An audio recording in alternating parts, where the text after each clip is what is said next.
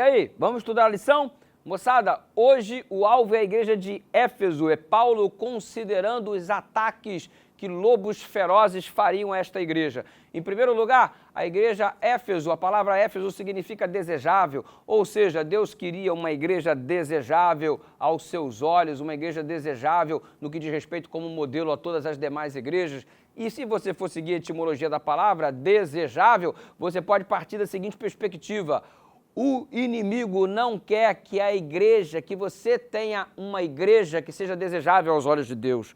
O inimigo não quer que você tenha uma família que seja desejável aos olhos de Deus. O inimigo não quer que você seja um crente desejável aos olhos de Deus. Mas duas coisas. Número um, Deus nunca vai perder o interesse por você. Você sempre será desejável para com Ele. Sempre, sempre você vai ser desejado de Deus.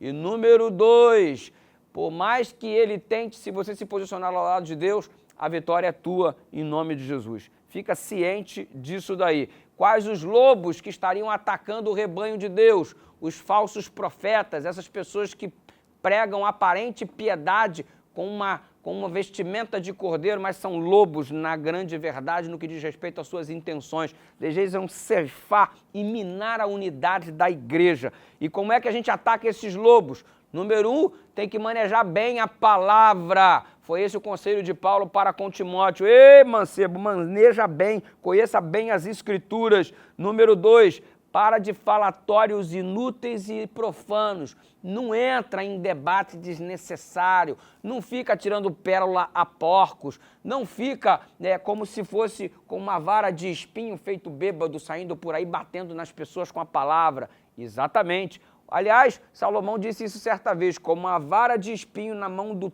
tolo, assim é a palavra colocada fora de tempo. Exatamente. Já viu um bêbado com uma vara de espinhos? Imagina que tragédia.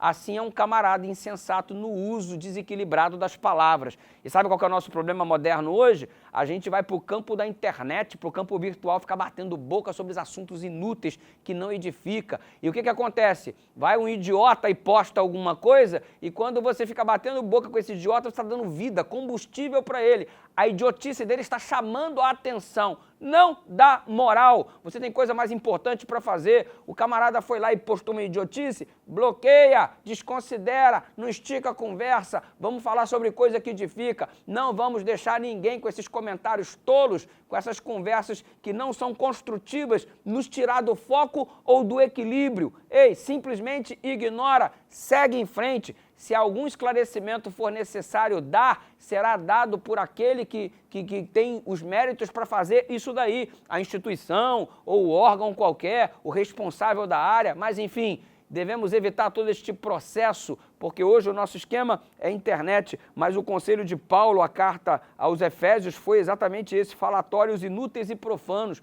E às vezes a gente fica fazendo isso no campo da internet nos dias atuais. Então, maneja bem as Escrituras, muita prudência no falar, não entra em conflito desnecessário fornecendo combustível a esses críticos idiotas, mas fica focado em Cristo, na sua missão. Vamos falar aquilo que edifica, aproveitar o nosso tempo em um processo construtivo para a glória de Jesus. E se você quer uma conversa boa, vai orar, porque conversa boa é com Deus, meu irmão. Essa sim é que é uma conversa super edificante, e isso aí é que resolve o problema. Fica batendo boca um com o outro, não leva a gente a lugar nenhum. Mas uma conversa com Deus, aí sim, resolve tudo, porque a oração é a respiração da alma, e é o momento em que nos tornamos gigantes ao cairmos em joelhos. E Deus seja louvado por isso, por esse mecanismo chamado oração. Vamos orar?